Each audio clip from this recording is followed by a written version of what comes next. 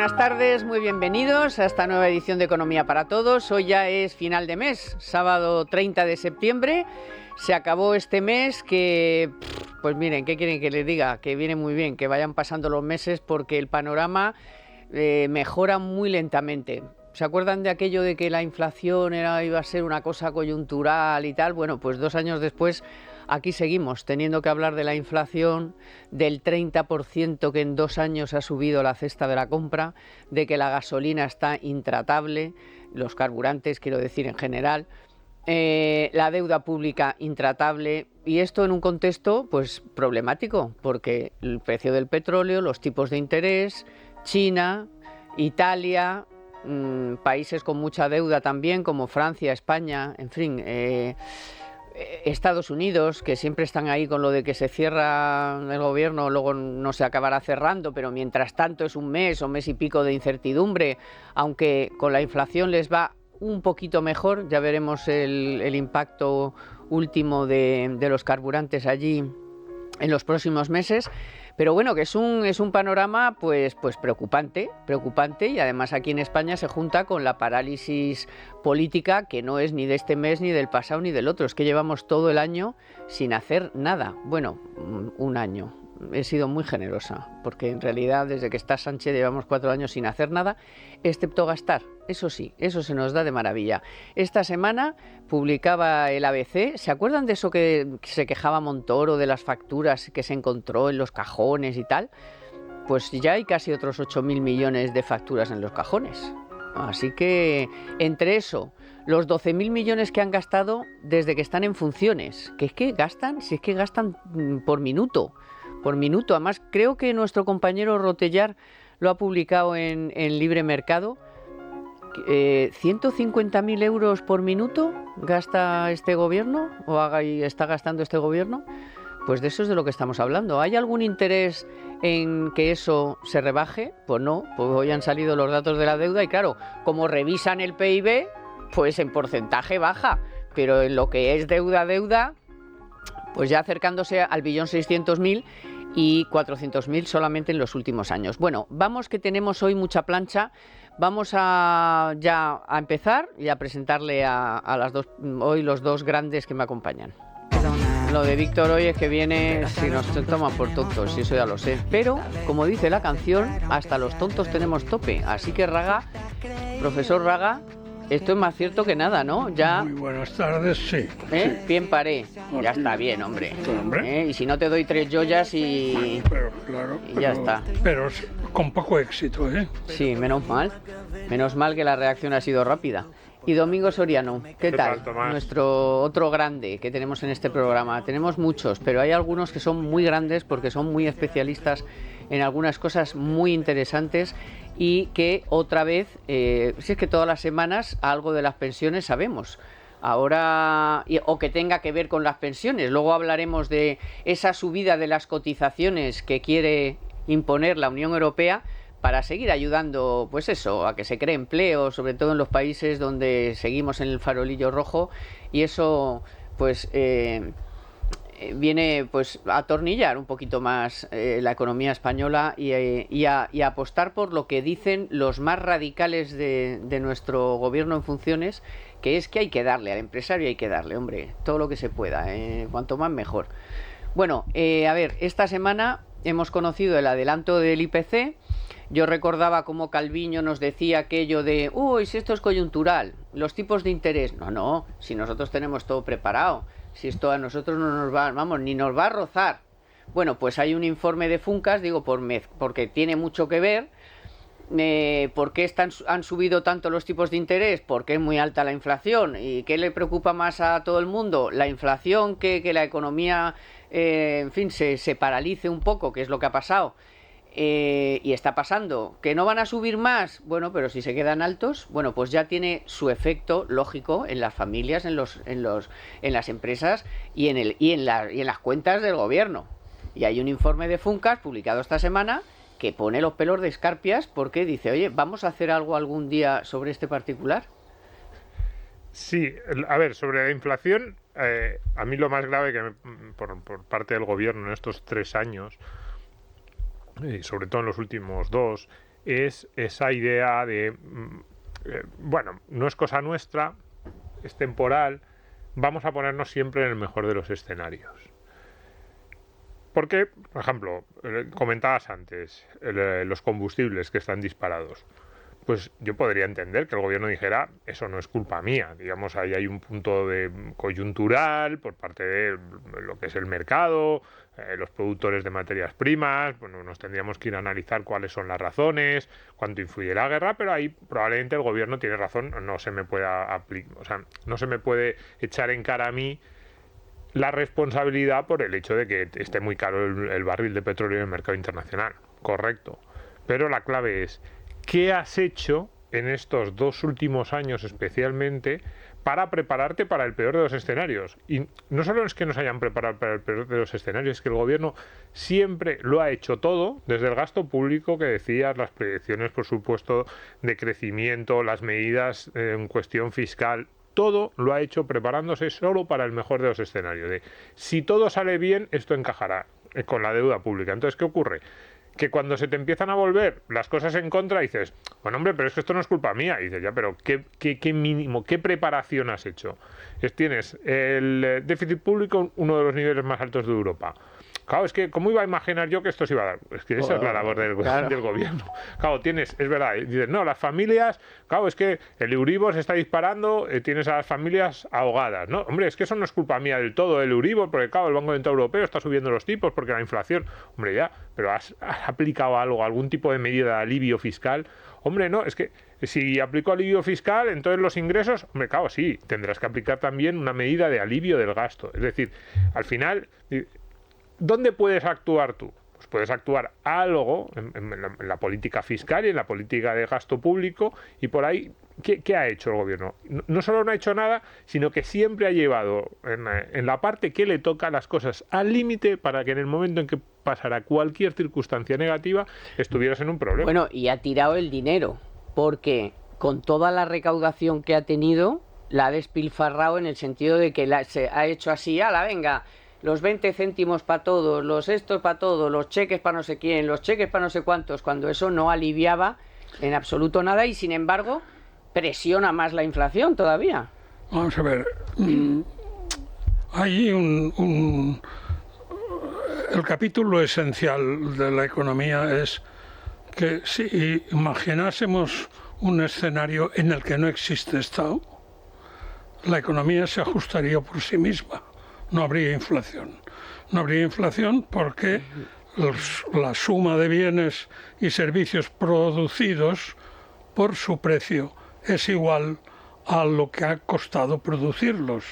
O sea, a salarios, a intereses del capital, a beneficios del empresario, etc. Eso es así. ¿Qué ocurre si hay Estado? Bueno, se puede seguir manteniendo en cuanto que el Estado cobra impuestos quitando capacidad de compra a los particulares y eso él lo gasta en lo que los particulares no lo pueden gastar. Con lo cual seguirá existiendo el equilibrio, crecimiento de precios cero.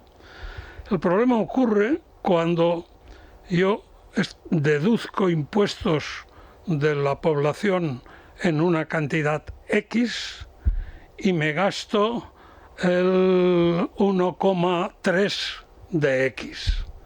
Porque la coma 3 ese, ¿de dónde sale?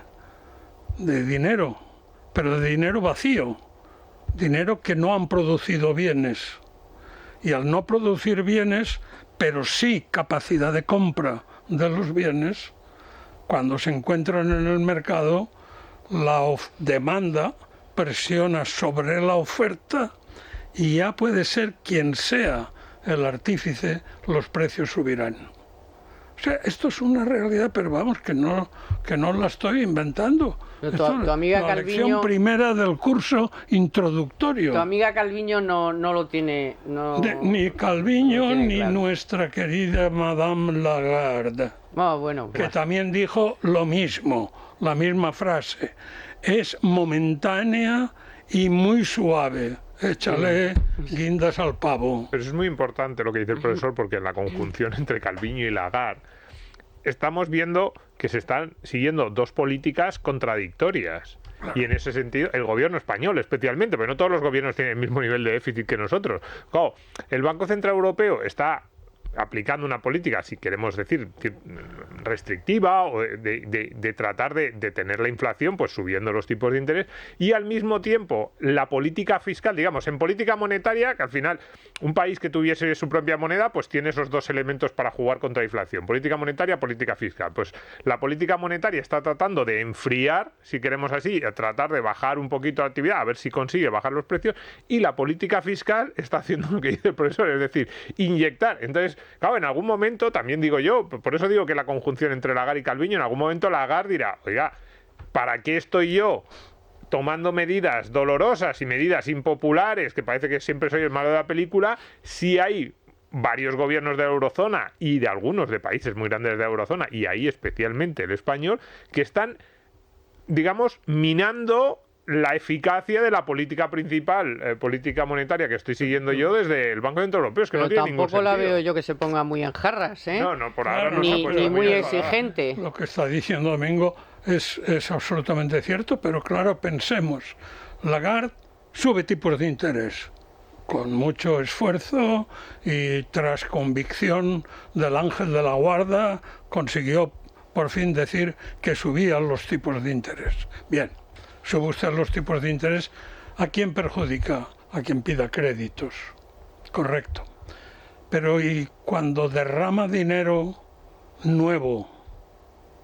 Porque ese dinero que se reparte para los planes de sostenibilidad y de aire limpio y de no sé qué, todo eso acaba saliendo de una fábrica que se llama Banco Central Europeo, que asigna a los países para su política fiscal lo que tienen acordado al tipo de descuento correspondiente en cada momento. Entonces usted está derramando dinero sobre la economía, por lo tanto creando capacidad de gasto, cuando ese dinero no ha fluido al sector productivo. Por lo tanto, no están creciendo los bienes. Y eso no tiene solución más que poner a gobiernos que tengan capacidad de pensar y de racionalizar los temas. Y de ahorrar. Y a que os gustaría invertir con la máxima tranquilidad esos ahorros que tanto cuesta atesorar.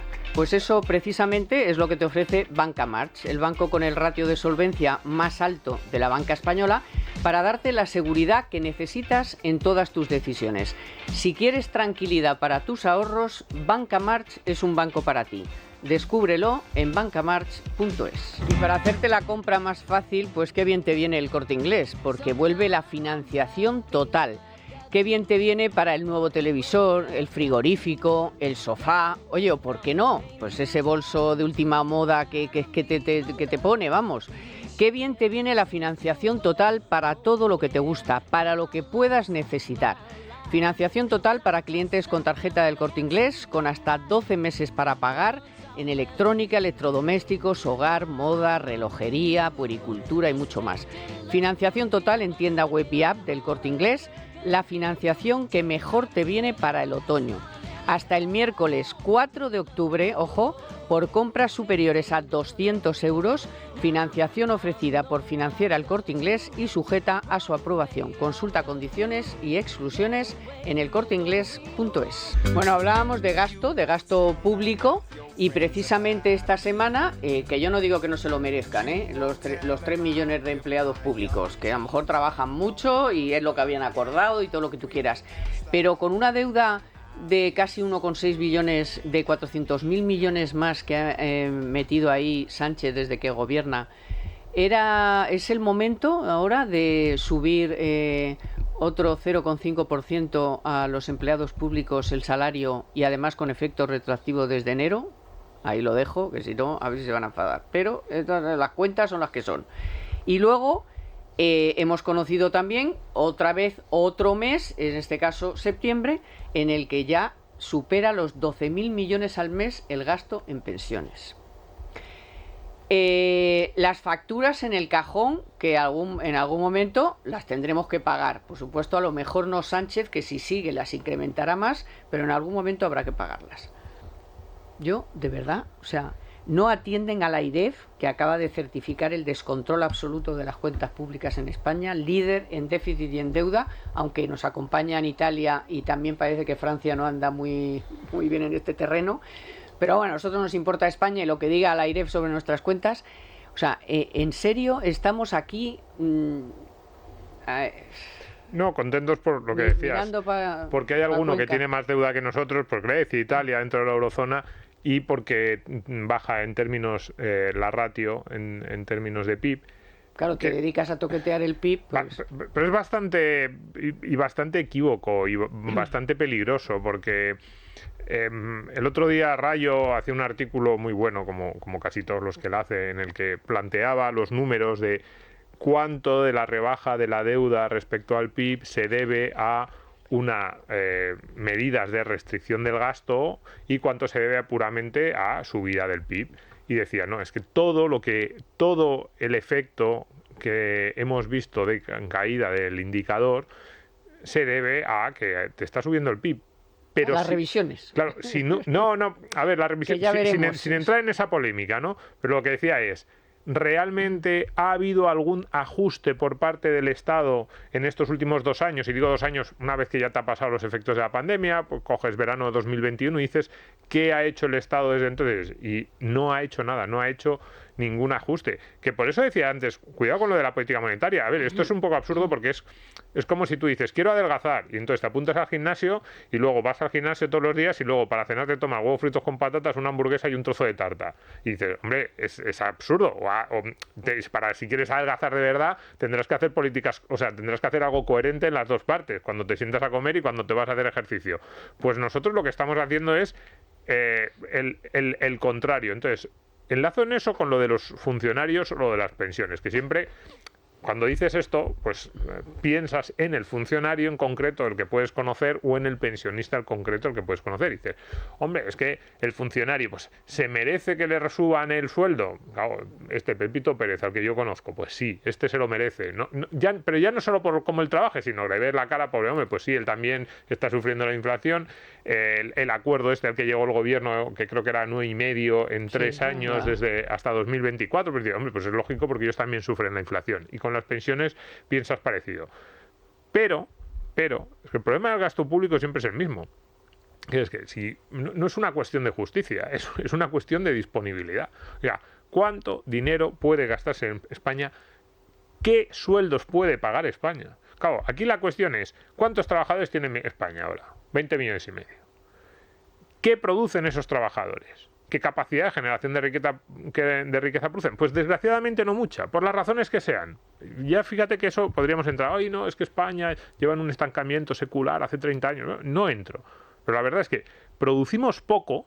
Es así, sí hay grandes empresas, Inditex, pero producimos poco para la cantidad de personas que son. Trabajamos pocos, la ratio de empleo en España respecto al número de adultos es bastante baja comparada con los países del norte de Europa.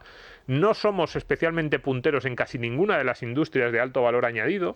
Entonces, y tenemos unos sueldos relativamente bajos, porque la media de los sueldos en España, pues cualquiera que salga, ya no digo que se vayan a Estados Unidos o no sé, o a Singapur o no, es que te comparas con los franceses, alemanes y notas que los sueldos son muy bajos. Entonces, esa estructura productiva española puede pagar los sueldos de los funcionarios que puede pagar y está muy al límite, y probablemente en un momento de necesidad de ajuste del gasto, y yo creo que España necesita un ajuste del gasto, a quien le tienes que pedir un sacrificio es al que tiene, sí, un sueldo que dice, no he perdido poder adquisitivo, pero lo tiene asegurado. Y con respecto a las pensiones es lo mismo. Dice, no, si yo veo a cada pensionista que me cruzo por la calle y digo, este señor estoy convencido que ha trabajado toda su vida y que se merecería esta pensión y un 20% más. Pero la cuestión es, esta estructura productiva española, que sí que es doloroso. O sea, a mí también me gustaría que fuéramos más ricos, también me gustaría que tuviésemos multinacionales y empresas potentes como los daneses en cada esquina, pero no tenemos lo que tenemos. Con esta estructura productiva estamos al límite en el nivel de de gasto público, y las dos principales partidas son pensiones, y si el siguiente paso podríamos decir, una de las siguientes partidas, que sería sueldos de funcionarios, está al límite. Entonces, como al menos esos dos colectivos son colectivos que tienen asegurada, porque tú se lo has asegurado, que van a seguir cobrando, pues hombre, yo creo que si hay que pedirles un esfuerzo, pues sí, hay que pedirles un esfuerzo a esos colectivos, porque el Estado español necesita hacer un ajuste de gasto de forma ineludible. Profesor, como pensionista y funcionario, reúne las dos características. El profesor, yo le doy y digo, merece un 20% más. Hombre, por lo menos. Yo al menos no falté nunca a ninguna clase, desde el año 61 que empecé a explicar economía. Pero bueno, dejemos los temas personales. Que claro, es que esto no es nunca sería ejemplo yo para nada. No son caras. No, pero lo que estaba diciendo Domingo es tan fundamental, es la variable significativa de la ecuación. Es decir, antes de calcular el gasto público, vamos a revisar las funciones. Todas las funciones que se están desarrollando en el sector público, sostenidas por el sector privado, claro, todas son necesarias, todas proporcionan a los ciudadanos una utilidad superior al sacrificio que los ciudadanos hacen pagando los impuestos. Cualquier capricho de cualquier ciudadano que mañana dice, pues es que yo creo que hay que controlar la temperatura entre los 12 y los 13 y hacer informes diarios, eso significa 10.000 empleados públicos más. ¿Eso era necesario hacerlo? ¿Qué vamos a hacer ahora que se toma el acuerdo de que lo del calentamiento global lo dejaremos para más adelante? Ahora vamos a hablar de eso, que está muy interesante ese tema. No, es que es un tema clave. Eso implica un gasto público de oficinas, de controles, un gasto público increíble. La pregunta es, ¿eso satisface tanto como para quedarnos sin merendar porque no nos llega el sueldo para la merienda? Empobrecernos. Claro, o sea, la cuestión es cambio climático a tope como activismo y empobrecer a la población. Bueno, y a las empresas, que ahora hablaremos de cómo ya en Martorell el coche eléctrico va a echar a 400.000 personas. Como en Alemania se han dado cuenta de que tienen que... No, 400, perdón. Ya es que aquí estamos con los miles, 400. Pero bueno, y Alemania, que va a rebajar la producción de coches eléctricos porque no hay demanda para ellos, se ha dado cuenta. O sea, ¿qué estamos haciendo? Bueno, vamos a dejar este tema porque tenemos que hablar con alguien que, verán, en este contexto en el que estamos justo hablando en estos principios del programa, ¿no? De inflación, de gasto público, de que no puedes ahorrar, de que estás asfixiado, de los tipos de interés. Bueno, pues bueno, algo tenemos, mucha gente pues también le da para ahorrar algo y dice, oye, pero claro, es que lo que yo ahorro con la inflación, ¿qué puedo hacer yo con este ahorro? Bueno, vamos a abrir, como todas las semanas, esta ventana con Banca March, que como ya les hemos contado antes, aparte de ser el banco más solvente de España y donde mejor se trabaja, tienen unos profesionales como la copa de un pino, y es el caso de David Espeja, que es el director de Banca Privada, que ya nos escucha. ¿Qué tal, David? Hola, Carmen. Hola, muy buenas tardes. ¿Cómo estás? Bueno, pues decíamos que en este raro contexto en el que estamos, ¿no? De dificultades, porque claro, hacemos con una mano, subimos los tipos, pero con otra, pues la economía se estanca por el medio de la inflación, la gente muy preocupada, pero creo que tú nos podrías dar algún mensaje, algún consejo para dónde podríamos sacarle algo de partido a esos pequeños o grandes ahorros que podamos hacer o que mucha gente en España puede hacer. Muy bien, Carmen. Pues lo primero que diría a estos inversores y ahorradores es que en Bancamar cubrimos todos los perfiles de riesgo que existen y que tenemos alternativas absolutamente para todos ellos. Pero lo que planteas como pregunta, pues es realmente la pregunta del momento. Por ir un poco más a lo concreto, podemos decir que un ahorrador, el ahorrador más tradicional, hoy, por ejemplo, nuestro banco dispone de depósitos con atractivas rentabilidades. Y, por ejemplo, tenemos el depósito Avantio, que ofrece un interés anual del 3,30%. Pero esto sería para el inversor más tradicional. Si le diéramos un poquito más de riesgo y avanzásemos en algún producto algo más sofisticado, pues tenemos, por ejemplo, también renta fija óptima, que es una gestión discrecional, o dicho de otra manera, es un servicio de gestión delegada en los expertos del banco, que lo que hace es invertir en fondos monetarios, en fondos de renta fija con vencimiento inferior a 12 meses y que tiene una rentabilidad que nosotros estimamos en un año en un 4,3%. Y siempre ponemos el foco, lógicamente, en el conocimiento del cliente. De hecho, David, último, si me permites en este punto, sí, que claro. como ha habido hay mucha discusión, ¿no? ¿Por qué los bancos no remuneran los depósitos y tal? Y algunos decíamos, oye, que hay algunos que sí, por ejemplo, Banca March. ¿Por qué en este sentido Banca March ha podido ser un banco diferente? Porque ahora mismo son muy pocas las entidades, aunque se empiezan a animar, pues vosotros fuisteis pioneros hace unos meses en empezar a remunerar los depósitos. ¿Por qué en este sentido y en otros sois un banco diferente? ¿Qué atractivo tenéis para el ahorrador?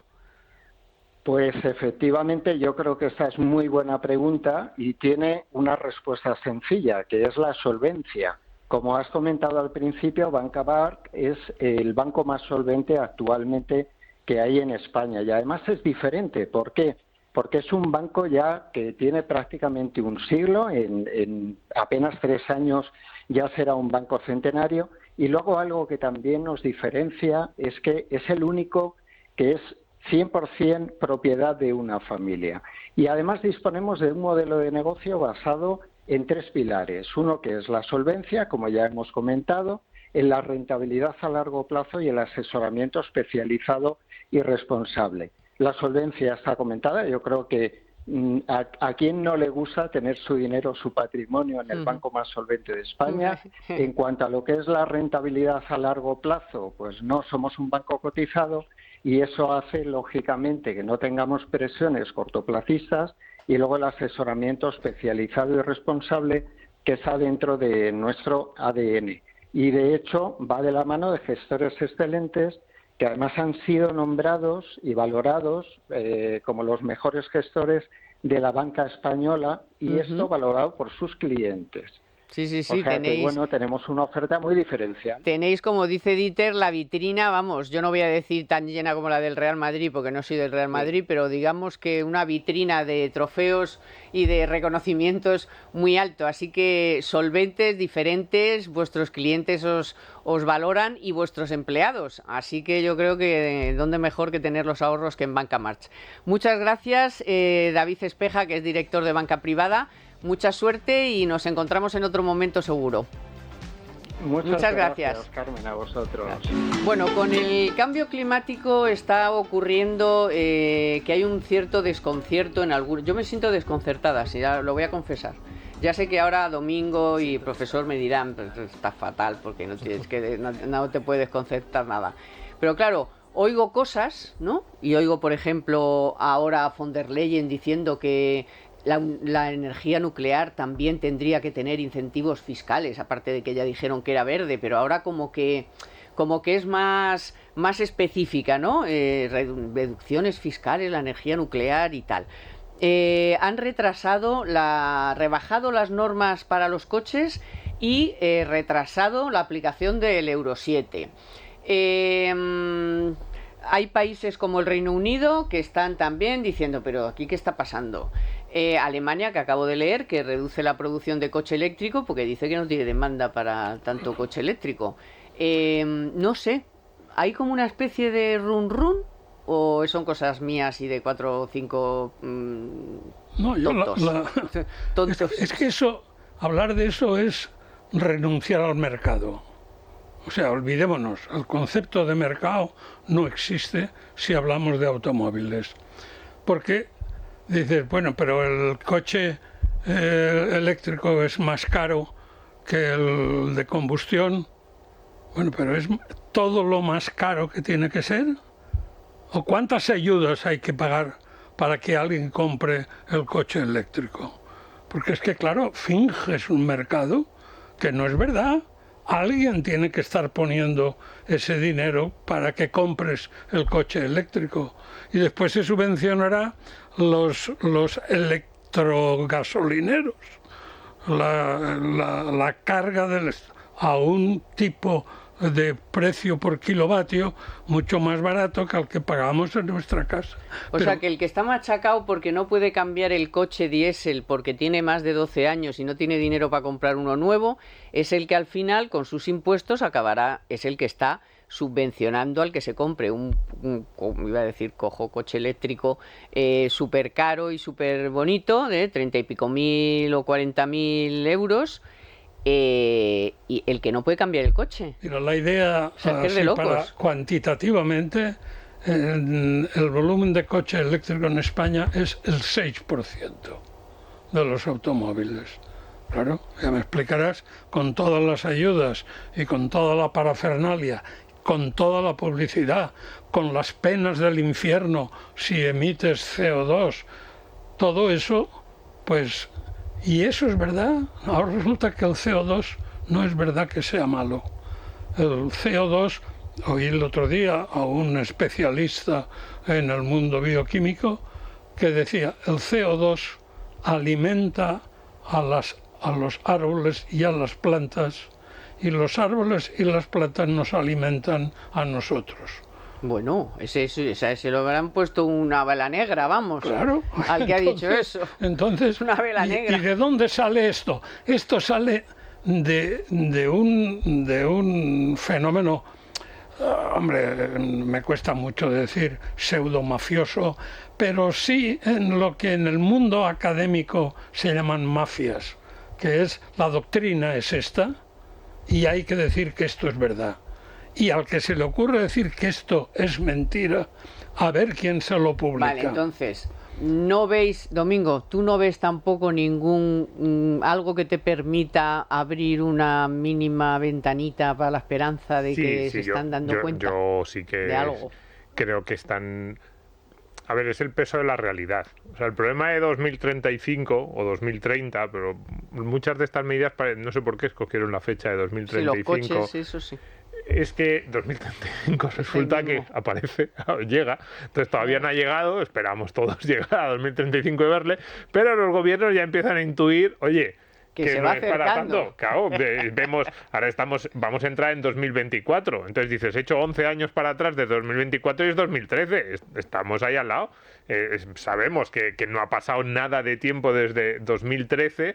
Pues bien, de 2013 a 2024 han pasado los mismos años que tienen que pasar de 2024 a 2035. Entonces, los gobiernos se están dando cuenta de que la mayoría de esos planes eran completamente absurdos, eran irreales, era imposible. A ver, imposible no es. Claro, si todos los gobiernos, si el gobierno español dice mañana, pues vamos a coger los 20 millones de vehículos que hay en España, no sé cuántos hay, lo estaba buscando ahora cuál era la cifra total, pero los que haya, 20 millones de vehículos que pueda haber en España, y dice el gobierno, yo mañana le pago 25.000 euros a cada español para que cambie el coche, pues, o sea, sería factible. Entonces, hacer la cuenta de cuánto nos sale, y claro, dices, pero como eso no lo quieren hacer, dices, ¿es realista pensar que de aquí a esos 11 años que quedan para 2035 vamos a conseguir las metas que necesitamos para cambiar los coches eléctricos, para conseguir la infraestructura que necesitan los coches eléctricos, para conseguir las materias primas que necesitaríamos para producir todos esos coches eléctricos?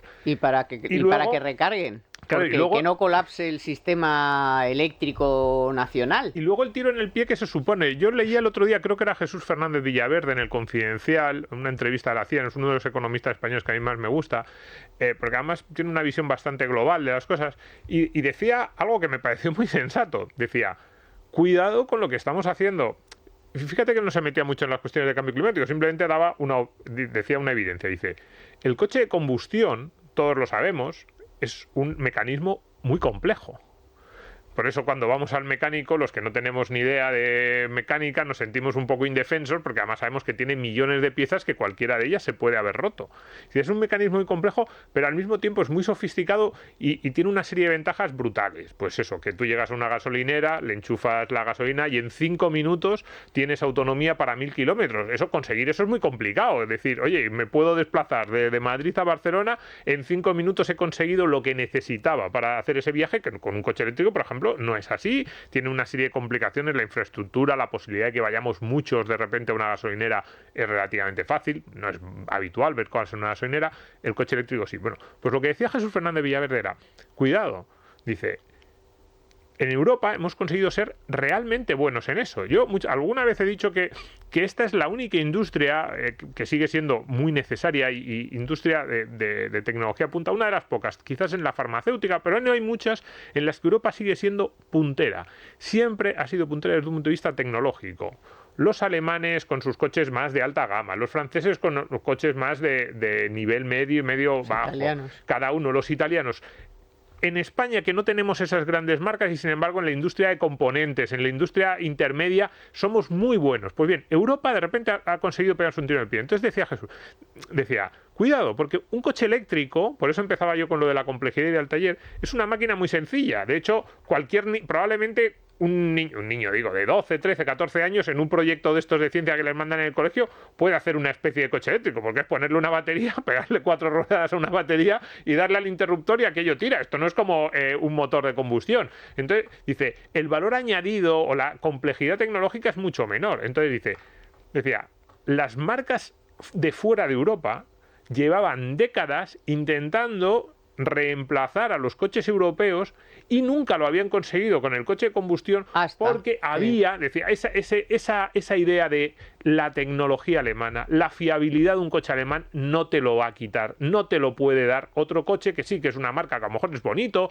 a lo mejor tiene alguna novedad desde el punto de vista estético, de las prestaciones, pero la fiabilidad de ese motor no te lo di, igual que, pues decíamos, las marcas francesas e italianas, dice. Y ahora de repente en la Unión Europea, justo en una tecnología, en un sector, en una industria en la que somos líderes, hemos dicho al mundo, no, ahora la vamos a reemplazar por una tecnología en la que no tenemos ningún tipo de ventaja desde el punto de vista competitivo y que cualquiera, porque es muy fácil hacer un coche eléctrico desde el punto de vista técnico, lo único, es verdad, puede ser complicado conseguir los materiales para la batería, hacer la planta, todo eso, pero desde el punto de vista puramente técnico, es ponerle un chasis a una batería y darle al interruptor. Entonces, estamos haciendo... O sea, no se puede ser más tonto de lo que estamos siendo los europeos. Con esta cuestión, deberíamos ser los últimos. O sea, Europa debería estar diciendo... ¿Que queréis medidas contra el cambio climático? Pues sí, vamos a hacer, yo qué sé, desde plantar árboles hasta las bolsas de plástico. Pero justo en esto, Europa debería tener una política de vamos a ser los últimos que vamos a hacer la transición en la cuestión del transporte y en el terreno automovilístico, porque en esto somos los mejores, no vamos a destrozar nuestra propia industria. Pues ¿qué estamos haciendo? Encima queremos ser los primeros. Entonces, decías tú antes, ¿tienes alguna esperanza? Hombre, yo creo que hay algunos gobiernos europeos que están diciendo, no se puede ser más tonto de lo que estamos haciendo nosotros en los últimos 15, 20 años. Vamos a por lo menos, no sé, ya hemos sido muy tontos, pero vamos a ver si no nos dan el premio Nobel de estupidez, porque es que estamos en ese camino. Bueno, sí, muy breve ya, profesor, que vamos ha puesto un ejemplo muy claro. Dice, en el coche de combustión yo paro en la gasolinera, lleno el depósito y tengo autonomía para 1000 kilómetros. Si eres canadiense y vives a una temperatura de 28, 30 bajo cero en invierno, no se te ocurra decir para cuántos kilómetros tengo con una batería completa, porque apenas llegarás a los 150. Porque en frío, el frío es el enemigo público de una batería. Entonces, que no es solo decir, pues adelante, que todos seremos felices, ¿no? Vale, vamos a seguir con este asunto porque lo quiero enlazar con el debate de investidura, bueno, el discurso para la investidura de Feijóo, en la que muchos nos sorprendimos porque dijo muy claramente esto de, bueno, cambio climático sí, activismo totalmente descerebrado no. Así que tampoco sé muy bien si eso significa que si algún día Feijóo gobernara, si algún día gobierna, pues lo consigue, consigue reconducir esto. Eso no lo sabemos. Lo que sí sabemos, y lo vamos a rematar con Banco Santander, es que aunque en España el grado de inclusión financiera es bastante universal, cada día aparecen nuevos retos a los que hacer frente. Ahora hay que orientar esa inclusión a la digitalización, eso está claro. Es importante que aprendamos a defendernos de los fraudes cibernéticos. Es un aprendizaje que debe de estar además al alcance de todo el mundo. En ese objetivo se centra precisamente este año el Día de la Educación Financiera. De ahí que el lema sea Finanzas inclusivas, finanzas para todos. Como cada año, las entidades se suman a esta celebración con distintas iniciativas. Banco Santander, por ejemplo, va a ofrecer talleres y diferentes sesiones formativas, pero la entidad acerca la educación financiera durante todo el año. Lo contamos aquí en Economía para Todos y lo hace a través de programas como con los que se han beneficiado solo en 2022 2,7 millones de personas. En lo que llevamos de 2023, casi 12.000 personas han accedido a 800 sesiones formativas. De todos los programas con los que cuenta Banco Santander, el más destacado, ya lo conocen si nos siguen, es Finanzas para Mortales. Es en el que colabora como formador voluntario Francisco Artime, que es director comercial de Santander en Cantabria, y creo que ya podemos hablar con él. Así que buenas tardes, Francisco. Hola, buenas tardes, Carmen, ¿qué tal estás? Muy bien, aquí en Economía para Todos somos muy fan de estas formaciones para que todo el mundo esté al loro de la digitalización y sobre todo de la ciberseguridad. Pues y de la educación financiera, ¿no? Hemos visto campañas de la gente mayor que dice, es que no podemos, no tal. ¿Por qué es importante tanto la educación financiera? Hombre, yo creo que, y es el punto que nosotros perseguimos, pues es generar la confianza que da el conocimiento, ¿no? Yo creo que el conocimiento de los productos, el conocimiento de las nuevas aplicaciones digitales, ese conocimiento genera un plus de confianza, ¿no? Y yo creo que esa es nuestra mayor motivación, ¿no? Bueno, el primer grupo necesitado de esto, porque ellos mismos lo han gritado, ¿no? Son las personas más mayores, pero seguro que no es el único grupo que necesita esta formación financiera. ¿Qué grupos tenéis ahí o se dirigen a vuestros cursos para adquirir esta formación? Sí, nosotros tenemos diferentes grupos y por tanto diferentes contenidos para ellos. Tenemos desde niños de 6, 7 años, hasta luego chicos que están terminando su formación de acceso a la universidad. Como decías tú, lógicamente también personas mayores, personas del mundo rural, e incluso también hacemos algunas sesiones en cárceles, ¿no? Por también un poco los temas de las segundas oportunidades, ¿no? ¿Y qué es lo que notáis que principalmente desconoce la gente así más masivamente? Que de las 3 o 4 cosas que dices, pues aquí es que falla casi todo el mundo. Sí, bueno, los niños, que además son súper interesantes esas clases y súper divertidas. Los niños lo que la paga del domingo. Y sobre todo que conozcan el valor del dinero, ¿no? Porque claro, a ellos sus padres les dan las cosas y no todos saben lo que cuestan, ¿no? Entonces ese es su punto, ¿no? A todos nos han dicho alguna vez, pero vete al cajero y sácalo, ¿no? Como si el cajero fuera... Eso es, un cuño cuñando que decían en mi casa, ¿no?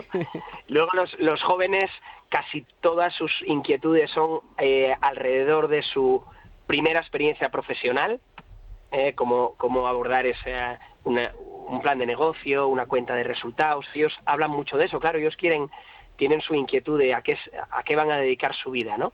Y luego, efectivamente, los colectivos de personas más mayores o los núcleos rurales, casi todo está alrededor de la seguridad y de los ciberataques, claro, y de la digitalización, ¿no? Esas son sus principales inquietudes. Porque en realidad vosotros lleváis ya mucho tiempo en esto, Banco Santander, yo he contado aquí, llevamos muchos años ya hablando con vosotros sobre estos asuntos y la digitalización está en el centro de de vuestros proyectos y de vuestro trabajo, ¿no? Sí, por supuesto. Nosotros tenemos más de 170 millones de clientes en el mundo y no podemos ser ajenos a a los avances y a las nuevas tecnologías. La realidad es que lo que hacemos con personas mayores y en medios rurales, definitivamente la digitalización es una ayuda definitiva. Sí es cierto que nosotros pretendemos que el conocimiento les genere un plus de confianza para que esto, que es una ayuda, realmente sea así, sea efectiva y no les genere inquietud, ¿no? Les damos siempre un par de reglas básicas, sabiendo que si tú no pisas en esas líneas rojas, tu seguridad está garantizada, ¿no? Pues muchas gracias, Francisco, y enhorabuena, mucha suerte y bueno, y gracias por acercar todo este mundo tan complicado para personas que venimos no de lo digital, que todavía lo del fax no lo tenemos ni muy claro siquiera. Estamos encantados de hacerlo. Efectivamente es un programa voluntario, pero que además da gusto hacerlo, ¿no? Bueno, pues enhorabuena y muchas gracias. Gracias. Adiós, Francisco. Adiós. Pues verán, esta semana la justicia europea ha tumbado la decisión de la Comisión Europea que declaraba ilegal la desgravación fiscal a las empresas que realizaran compras indirectas de compañías extranjeras. Este fallo contradice lo dicho en varias ocasiones sobre otros aspectos de este mismo caso, en los que los jueces del Tribunal de Justicia de la Unión Europea, con sede en Luxemburgo, se habían pronunciado en favor de Bruselas y contra España y empresas españolas, porque lo que ha hecho es estimar varios recursos presentados por el Estado español y también por muchas empresas, bastantes del IBEX 35, por ejemplo, Banco Santander, Ferrovial, Telefónica o Iberdrola. Bueno, esto para animar al gallego Feijóo, que bueno, ha hecho lo que ha podido el hombre, pero no ha podido ser. Vamos a ver si lo puede el otro. Yo todavía tengo ahí un porcentaje que no descarto de elecciones. De duda. Sí, un poquito, un porcentaje. Es pequeño, pero ahí estamos. Vamos a ver qué pasa.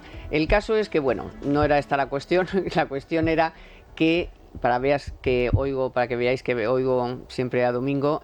Domingo el otro día a esta cuestión, a esta frase que dijo Feijóo, que estaba muy bien y todos dijimos, ahí va, oye, pues ¿no? El cambio climático sí, porque nadie quiere tener porquería en sus mares, ni eso es elemental, ni respirar aire impuro, pero eso es una cosa y el activismo dictatorial y tal que tenemos ahora mismo es otra, ¿no? Entonces, es verdad, y dijo Domingo, bueno ya, pero aquí de la nuclear ni habló.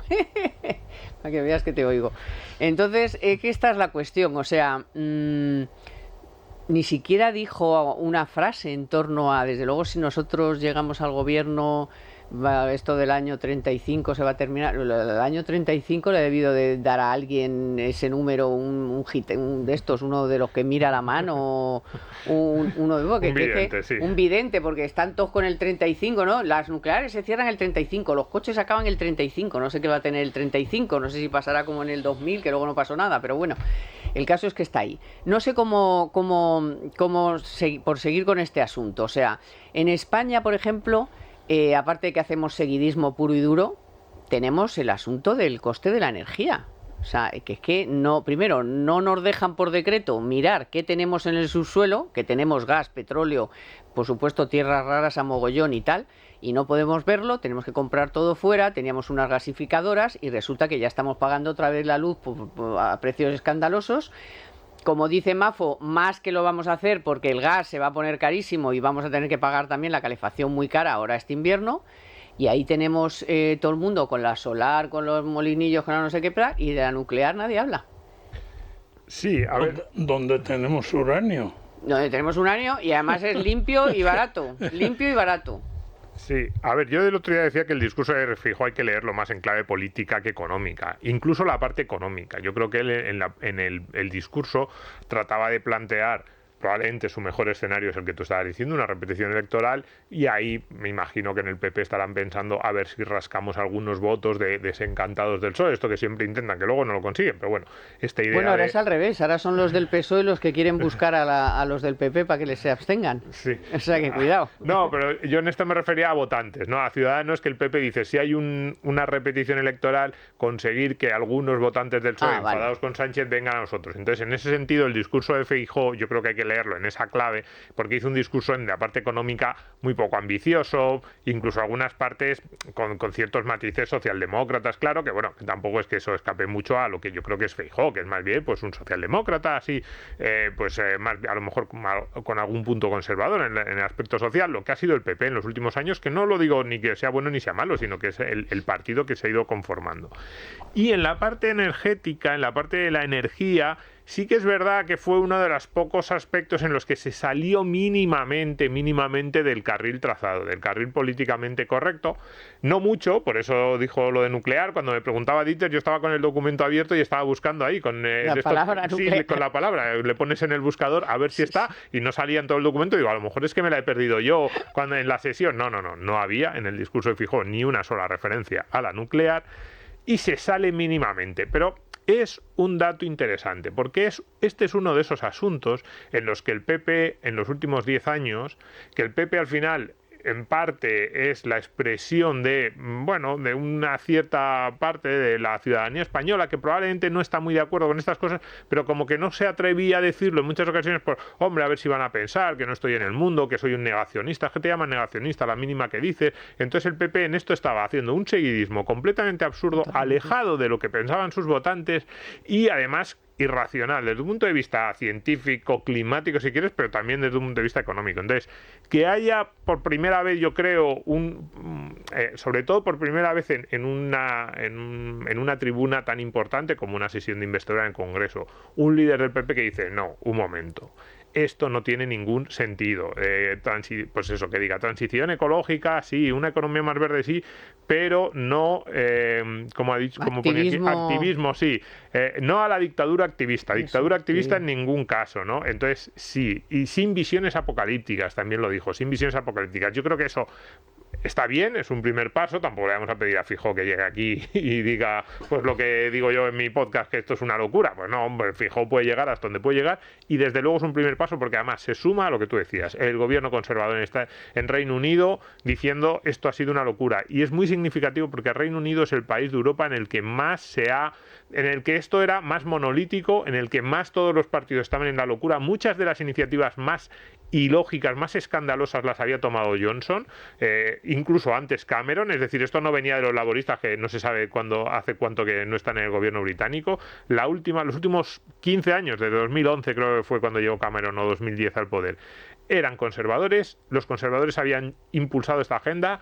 Y está muy bien que un primer ministro conservador haya dicho, esto no tiene sentido, nuestros votantes no están en esto, hay que salirse, y no solo lo anunció, sino esta semana ya... Sí, ya toma. Esta semana ya han anunciado que reabren las prospecciones en el Mar del Norte. Entonces, no es solo una especie de anuncio genérico de no, a lo mejor nos estamos pasando, sino con medidas concretas. Con medidas. Es que aquí, en este asunto, me estaba acordando ahora de cuando el otro día Alfonso Guerra decía, yo es que lo que me ha pasado es que me he quedado colgado de la brocha, porque claro, cuando ellos decían no a los indultos, perdón, yo estaba de acuerdo, y claro, cuando ha habido indultos, pues que me han dejado colgado de la percha. Entonces yo creo que ahora estamos en un punto en el que pueden variar las cosas de tal manera que muchos se queden, por ejemplo, Rivera, nuestra vicepresidenta, se va a quedar colgada de la percha, porque sigue insistiendo en no nombrar la nuclear, en andar con sus rollos de la verde y lo tal y lo cual, y resulta que a lo mejor la Unión Europea ya empieza a decir otras cosas.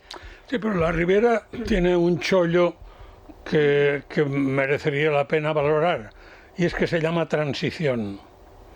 Transición no es ningún tiempo determinado.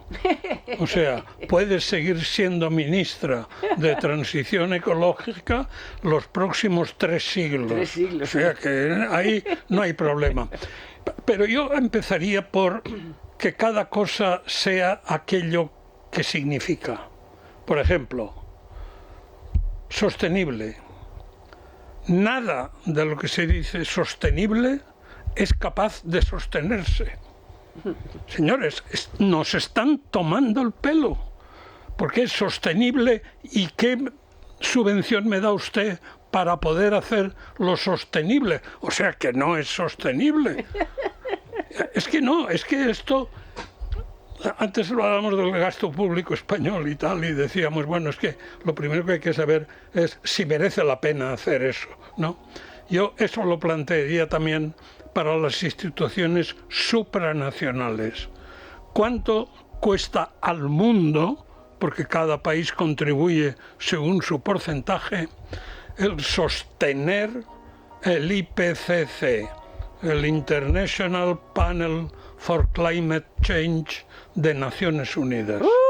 Y no sostener sus sueldos, sino sostener sus medidas. ¿Cuánto cuesta eso? Porque es el nuevo espíritu, llamando Espíritu Santo, o sea, de donde nace toda la verdad. Pues esos se van a quedar también con la brocha. Sí, pero Pues esos es los quemantes, hay que quitarles la escalera. Vale, pues hay que quitarle la escalera. Hay mucho daño económico y también en vidas humanas. Ellos dirán, no, yo no he matado a nadie. No, pero tus medidas están haciendo que muchos se empobrezcan y eso tiene consecuencias en la salud, Exacto. en el acceso a la energía, Sí, en que la sí. habitabilidad de sus viviendas, etcétera. Bueno, Y chicos, después ha sido un placer. es mentira muchas veces. Yo en un foro de estos internacionales sobre el cambio climático, pues salieron los profetas, ¿no? Entre ellos alemanes. Y empezaron aquello de que si iba a subir los mares y que desaparecerían no sé cuántos países.